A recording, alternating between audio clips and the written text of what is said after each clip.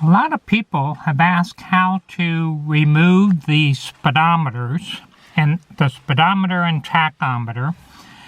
This is a US spec car, left-hand drive, and so I wanted to make a quick video just to show you how to remove these large gauges. So the first thing you want to do is disconnect the battery. There are some live wires behind the dash.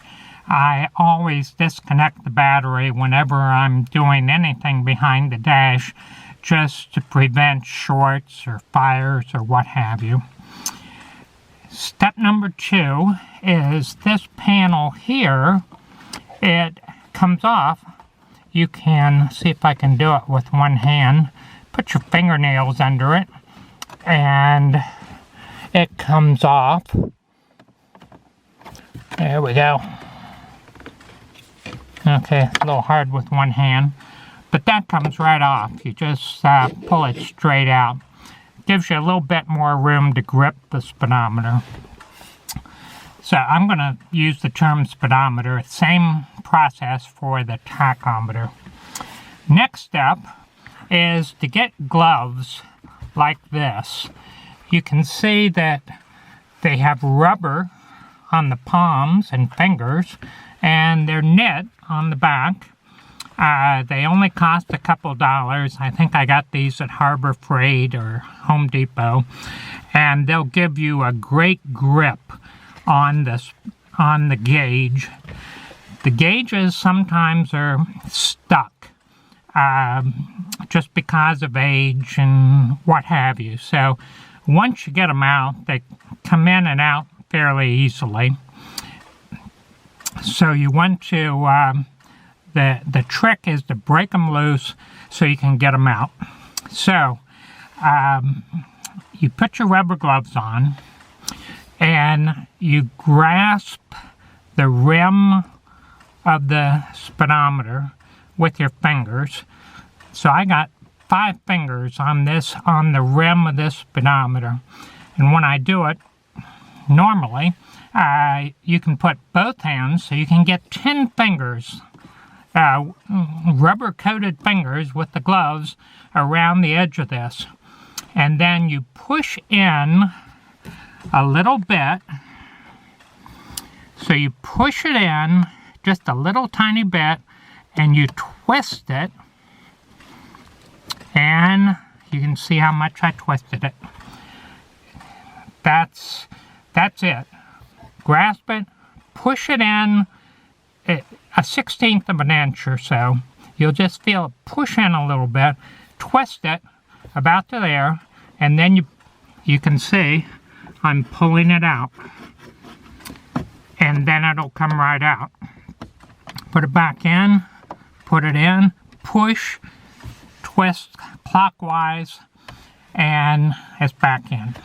This is a US spec car, left-hand drive, and so out is counterclockwise, back in is clockwise, just like a pickle jar, taking the lid off of a pickle jar. Feels very similar, actually. So, and then you wiggle it out, and there's right about up here is a light bulb. That's what lights the gauge at night. Down here is a warning light, and over here is your turn signal. So you have 3 light bulbs. They just pull out, and then on the back of the speedometer, this is a very early Series 3. It has a mechanical speedometer, so you just reach back there and you just, with your fingers, undo the ring and pull the light things. This whole thing will come out. Same for the tachometer. In the later cars, most Series 3s, they'll have an electronic speedometer, electric, and so you pull off the connector, and then the whole speedometer comes out. So that's all there is to it. Oh, one step I forgot is you don't want to scratch anything. You can see my dash is perfect condition. And it's very easy to scratch. Matter of fact, the rim is painted. It's 40-year-old paint. It's very thin. You can see right there I marred it a little bit.